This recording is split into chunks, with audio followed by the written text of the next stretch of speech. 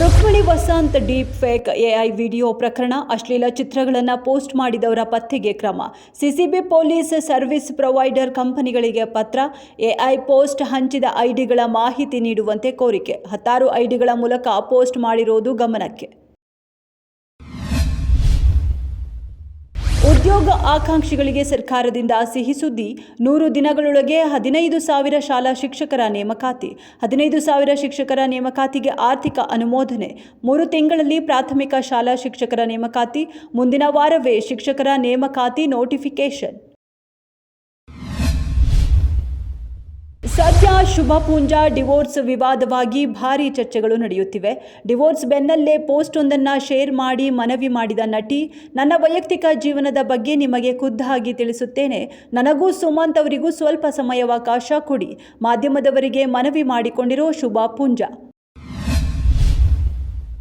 ಕನ್ನಡಿಗರೇ ಕೊಟ್ಟಿಯೂರಿಗೆ ಬನ್ನಿ, ಕೇರಳಂ ಡಿಐಜಿ ಮನವಿ. ಕೊಟ್ಟಿಯೂರಿನಲ್ಲಿ ಕರ್ನಾಟಕದ ಭಕ್ತರ ಮೇಲೆ ದೌರ್ಜನ್ಯ ಆರೋಪ.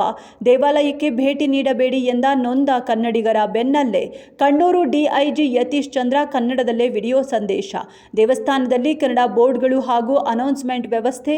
ಭಕ್ತರು ಆತಂಕವಿಲ್ಲದೆ ಬರಬಹುದು ಎಂದು ಐಪಿಎಸ್ ಅಧಿಕಾರಿ ಭರವಸೆ. ಮೊದಲು ಬಾಲಕನಿಗೆ ಧೂಮಪಾನ ಕಲಿಸಿದ ದುರುಳರು, ನಂತರ ಹುಡುಗ ಸಿಗರೆಟ್ ಸೇದುವ ವಿಡಿಯೋ ರೆಕಾರ್ಡ್. ತಂದೆಗೆ ವಿಡಿಯೋ ತೋರಿಸುವುದಾಗಿ ಬ್ಲ್ಯಾಕ್ಮೇಲ್. ದುಶ್ಚಟ ಹಿಡಿಸಿ ಬರೋಬ್ಬರಿ 120 ಗ್ರಾಂ ಬಂಗಾರ ದೋಚಿದ ಘಟನೆ. ಕೊಪ್ಪಳ ಜಿಲ್ಲೆಯ ಕುಷ್ಟಗಿ ಪಟ್ಟಣದ ಬಸವರಾಜ್ ಅಂಗಡಿ ಮತ್ತು ನವೀನ್ ಎಂಬುವರ ಬಂಧನ. ಬ್ಲ್ಯಾಕ್ಮೇಲ್ ಹೆದರಿದ ಬಾಲಕ ಮನೆಯಲ್ಲಿದ್ದ ಚಿನ್ನಾಭರಣವನ್ನು ಹಂತ ಹಂತವಾಗಿ ತಂದು ಇವರಿಗೆ ನೀಡಿದ್ದ.